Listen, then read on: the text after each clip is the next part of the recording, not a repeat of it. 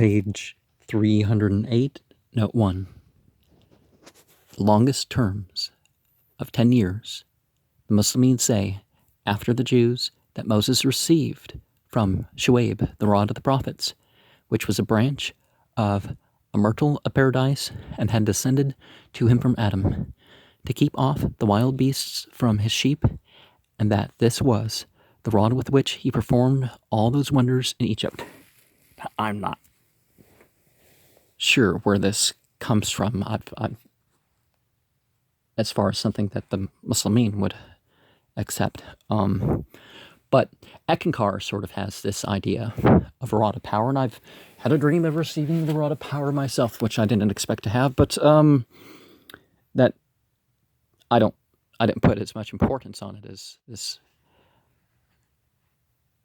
account claims. Page 391.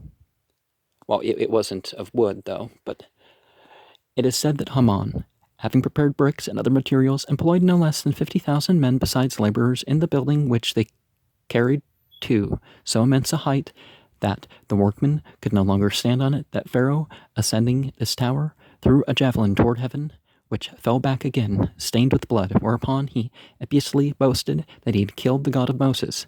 But at sunset God sent the angel Gabriel, who with one stroke of his wing demolished the tower. A part whereof, falling on the king's army, destroyed 1,000,000 of men. Well, if we allow it was said, so it was supposed, like the Bible talks about, numbers can extend to impossible lengths.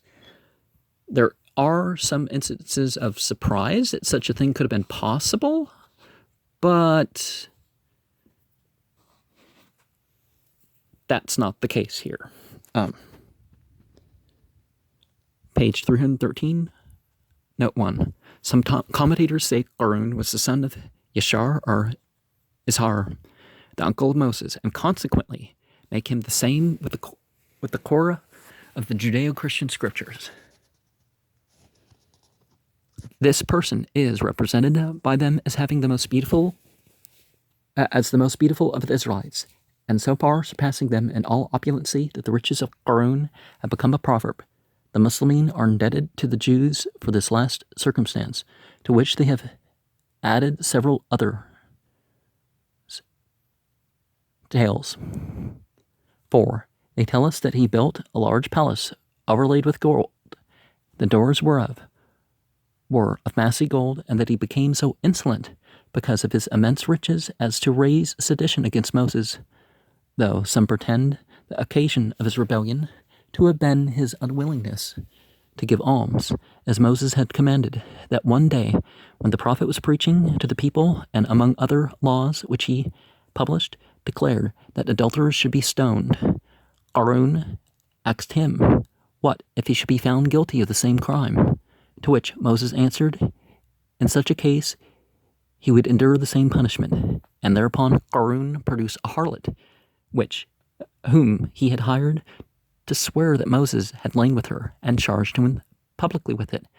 But on Moses adjuring the woman to speak the truth, her resolution failed her, and she confessed that she was suborned by Qarun to accuse him wrongfully.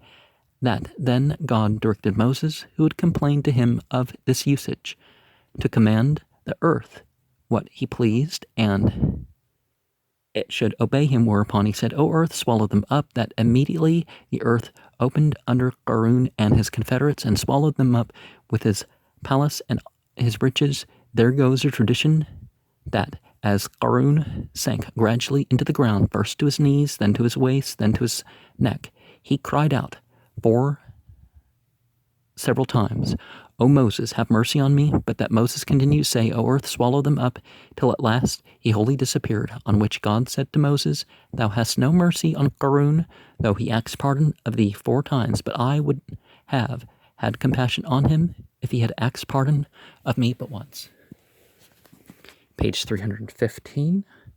1. This is true if the whole life of Noah be reckoned, and accordingly Abulfeda says he was sent to preach in his 250th year, and that he lived in all 950, but the text seeming to speak of those years only, which he spent in preaching to the wicked antediluvians.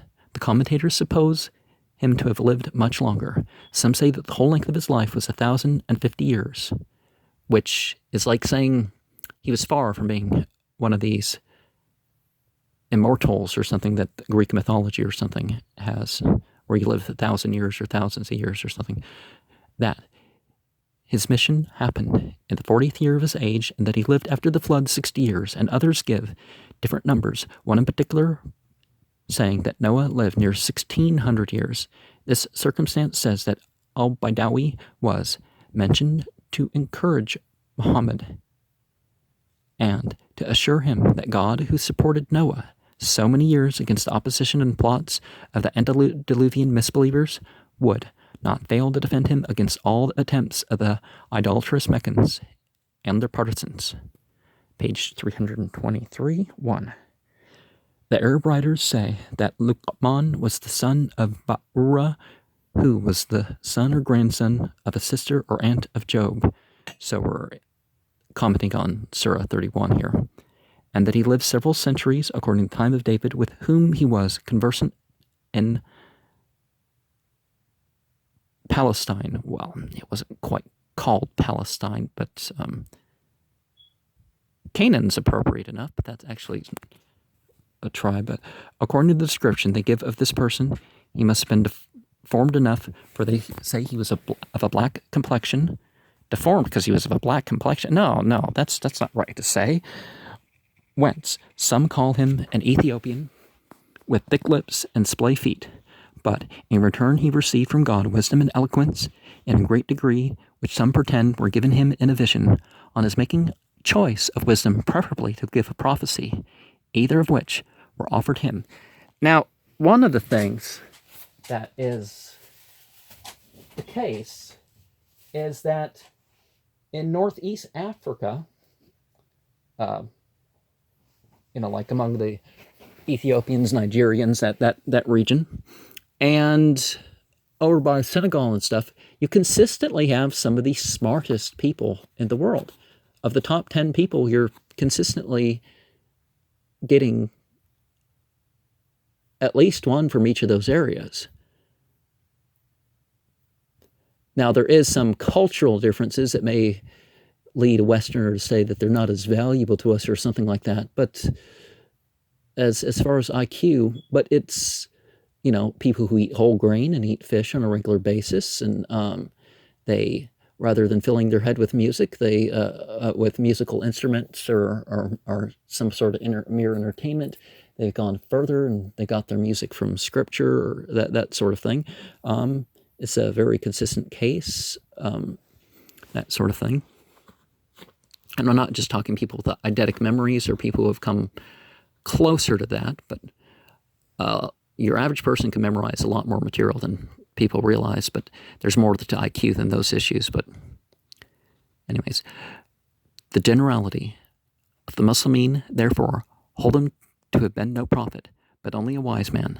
As to his condition, they say he was a slave, but obtained his liberty on the following occasion, his master having one day given him a bitter melon to eat, which actually, prevents a lot. Bitter melon is actually something that can prevent a lot of issues or help treat some issues, but we're not allowed to talk about that on YouTube, are we?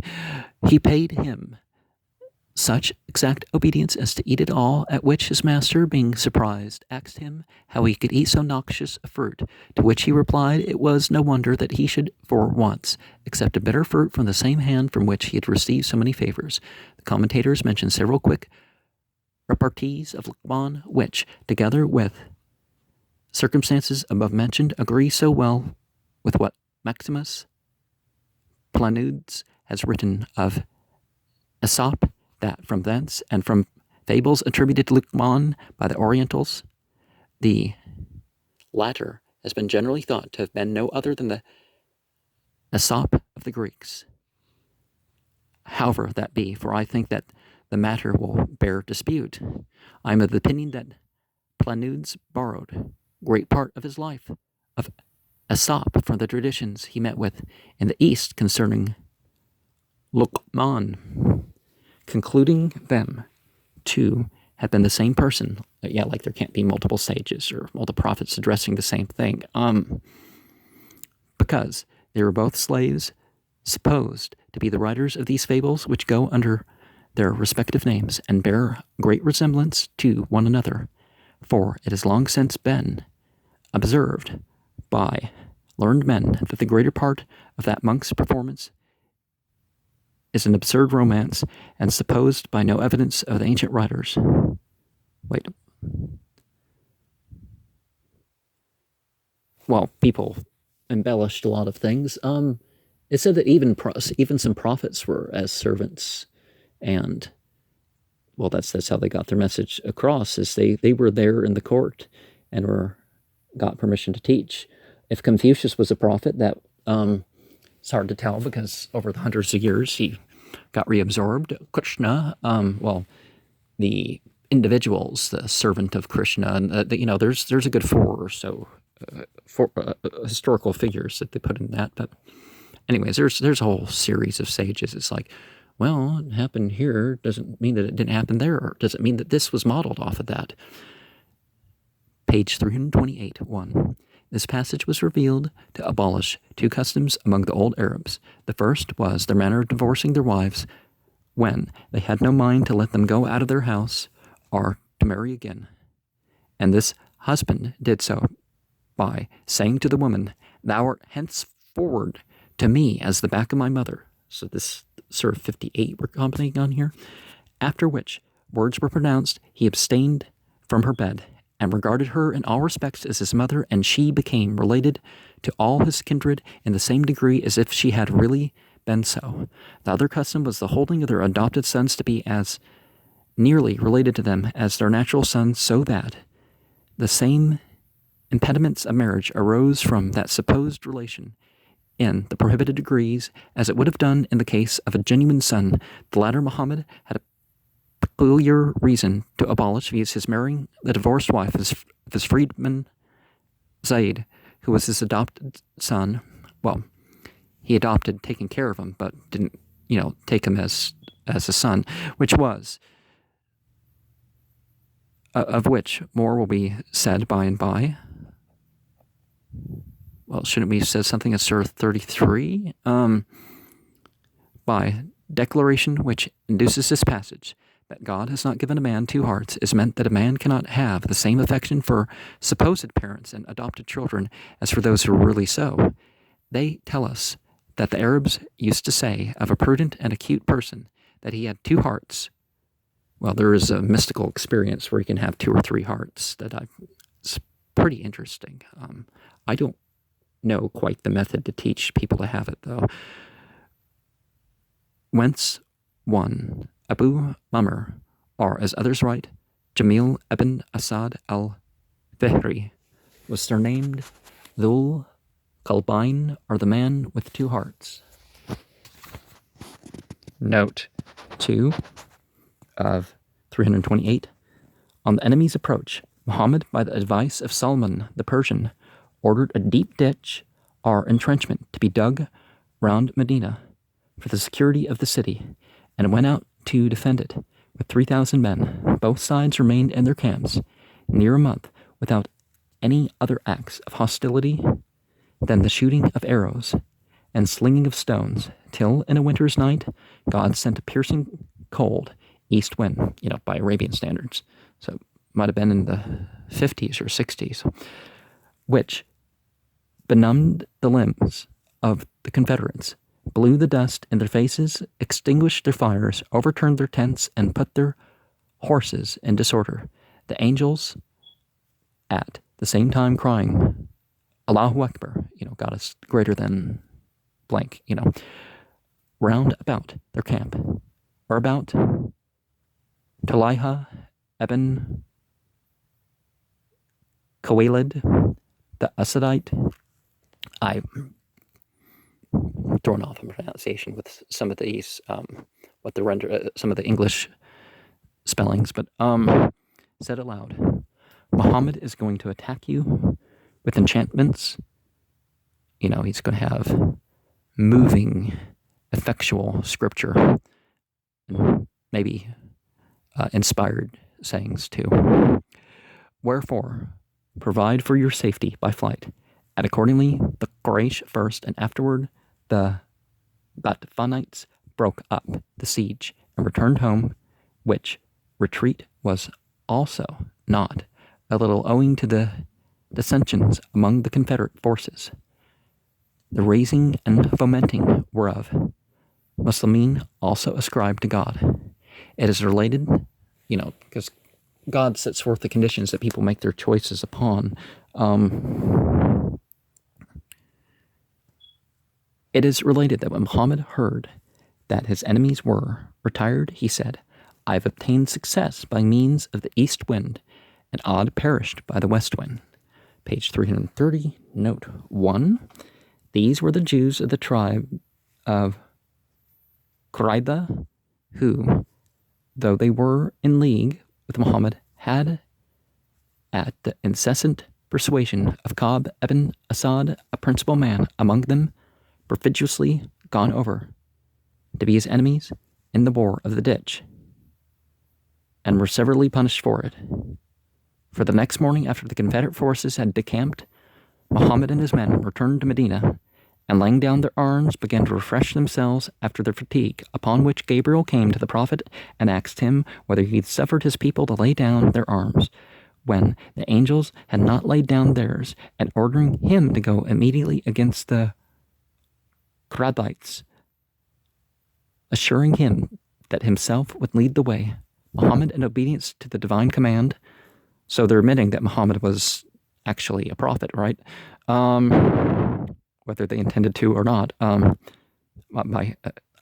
don't know if any other than George Sale is actually saying this, but having caused public proclamation to be made that everyone should pray that afternoon for success against the son of Qurayza to set forward upon the expedition without loss of time, and being arrived at the fortress of the Qurayzites, besieged them for 25 days, at the end of which those people, being in great terror and distress, capitulated, and at length, not daring to trust Muhammad's mercy, surrendered at the discretion of Sa'id ibn Mu'adh, hoping that he, being the prince of the tribe of Aus, their old friends and confederates, for Sa'd, being greatly incensed at their breach of faith, had begged of God that he might not die of the wound he had received at the ditch till he saw vengeance taken on the Qurayzites, and therefore adjudged that the men should not be put to the sword, the women and the children made slaves, and their goods be divided among the Muslimin,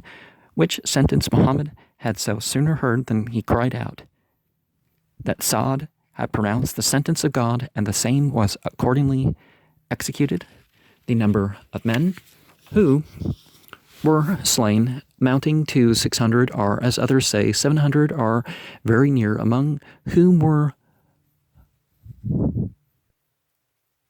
Huyai ibn Akhtab, a great enemy of Muhammad's, and Ka'b ibn Asad, who had been the chief occasion of the revolt of their tribe, and soon after Sa'd, who had given judgment against them, died, his wound which had been skinned over, opening again.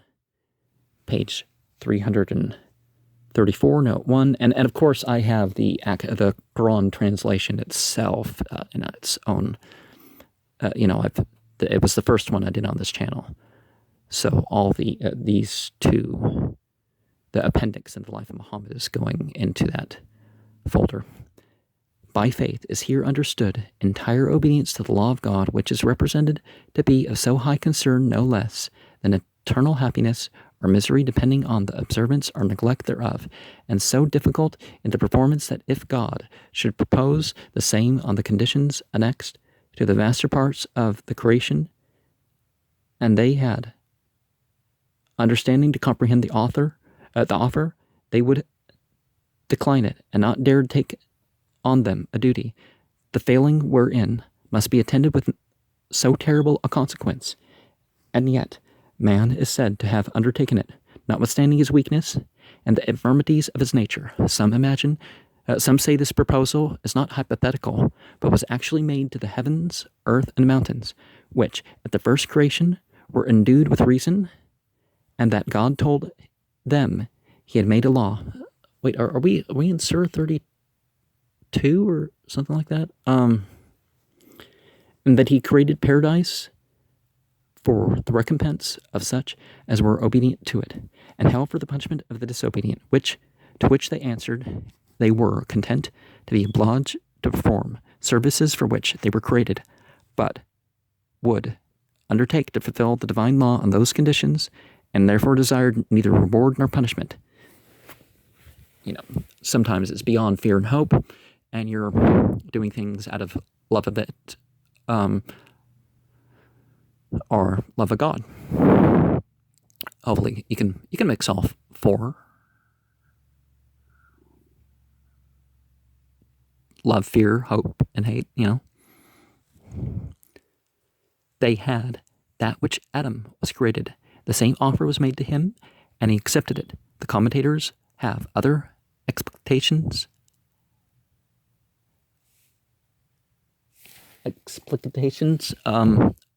of this passage, which it would be too prolix to transcribe. Page 335, 1. Some suppose that these were images of the angels and prophets, and that the making of them was not then forbidden, or else they were not such images as were forbidden by the law. Some say these spirits made him 2 lions, which were placed at the foot of his throne, and 2 eagles, which were set above it, and that when he mounted it, the lions stretched out their paws, and when he sat down, the eagles shaded him with their wings. Note 2 of 335.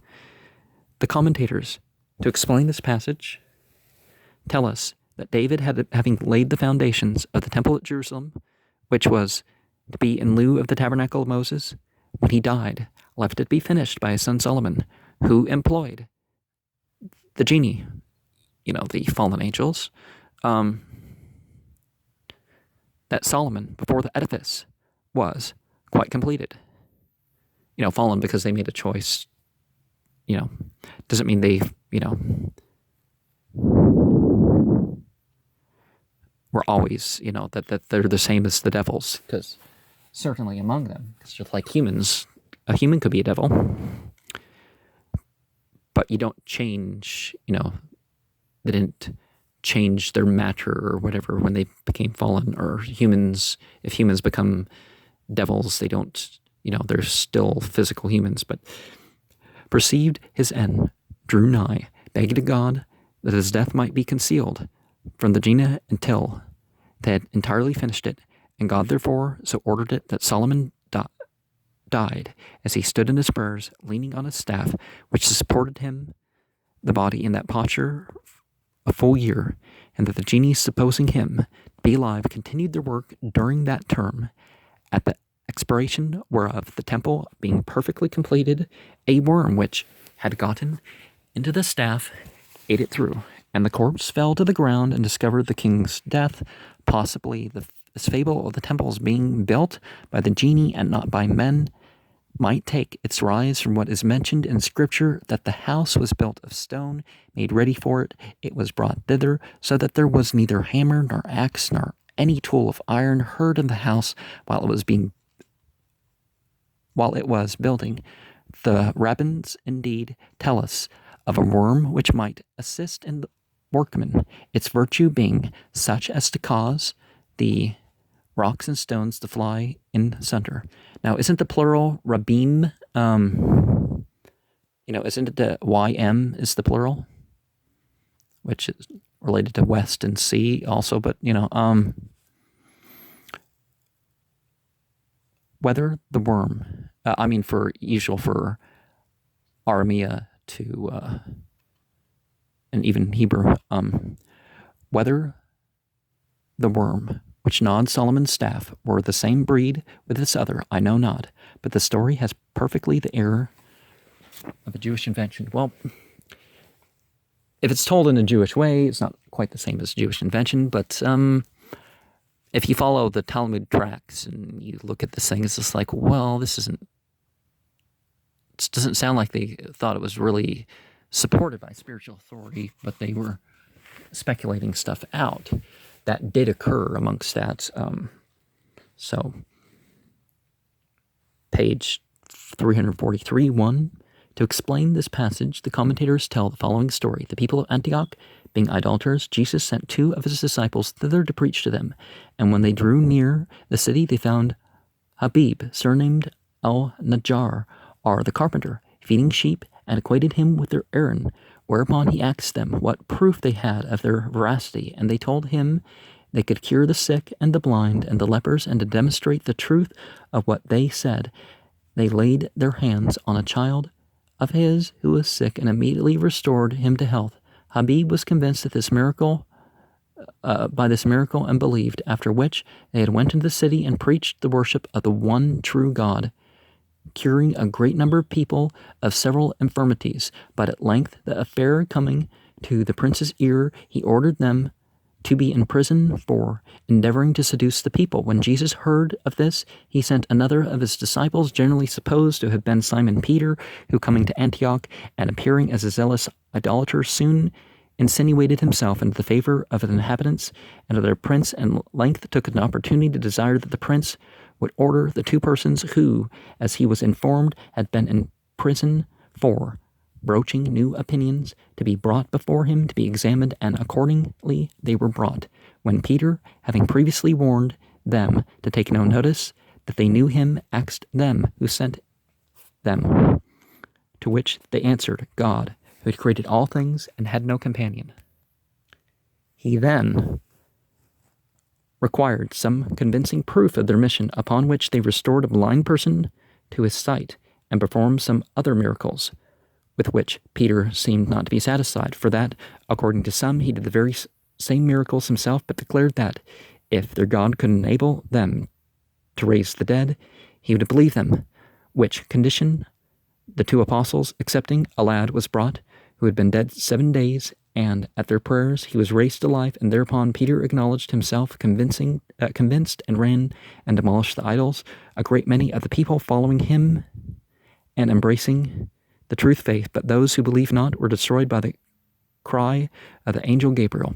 Now, as much as it made it into Ibn Kathir, that Paul and a couple people, the founders of Christianity, now it could be related to Jesus, but the early Christians were not involved in anything. The Surah 36 events don't support Christianity in any way. That's certain things have inserted their way into the commentary, just like the Quran does not make it necessary for Jesus to be alive, floating around somewhere.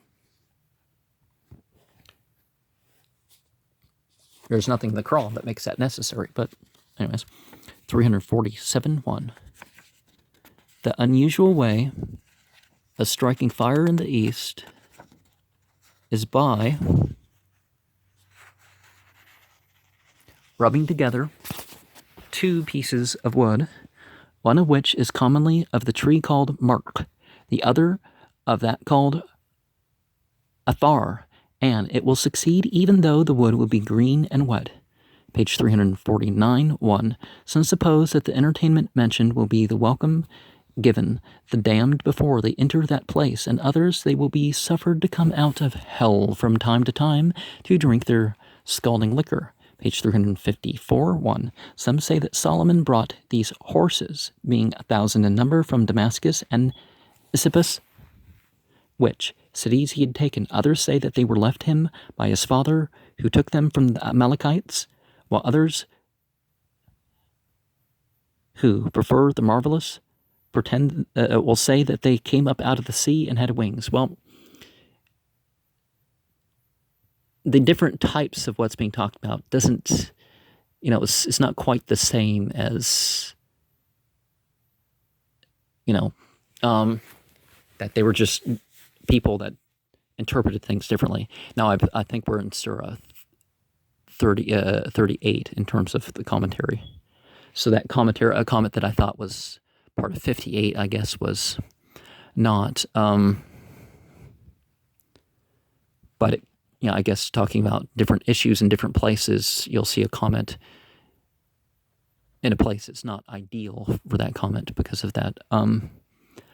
However, Solomon, having one day a mind to view these horses, ordered them to be brought before him, and was so taken up with them that he spent the remainder of the day till after sunset looking on them, by which he means he neglected the prayer, which ought to have been said at that time, till it was too late.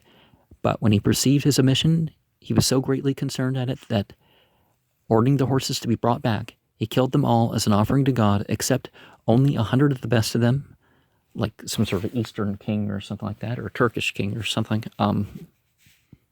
Seriously, there was stuff like this where they tried to kill as many animals as possible. There's still, in I think Tibet, is it Tibet? They have it, or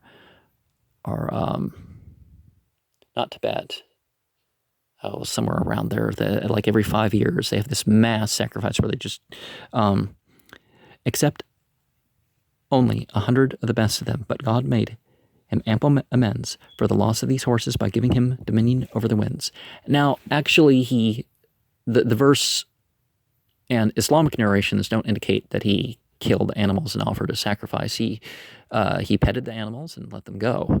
That's, it doesn't say that he lopped off that. He says he put his hand to their necks and limbs.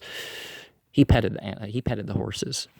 It takes a sick mind to take it to that direction, particularly if there's no narrations to support it. If there's no commentators to support that sort of thing. I think George Sale was the first one to claim that. Note 2 of 354. The most received exposition of this passage is taken from the following Talmudic tale. Solomon, having taken Sidon and slain the king of that city, brought away his daughter Jehoiada, who, having became his favorite, and because she ceased not to lament her father's loss, ordered the devils to make an image of him for her consolation, which being done and placed in her chamber, she and her maids worshipped it morning and evening according to their custom. At length, Solomon, being informed of this idolatry which was practiced under his roof by his vizier Asaph, he broke the lineage, and having chastised the woman, went out into the desert, where he wept and made supplication to God, who did not think fit, however, to let negligence pass without some correction. It was Solomon's custom, while he eased or washed himself, to entrust his signet, on which his kingdom depended, with the concubine of his named Amina. Now,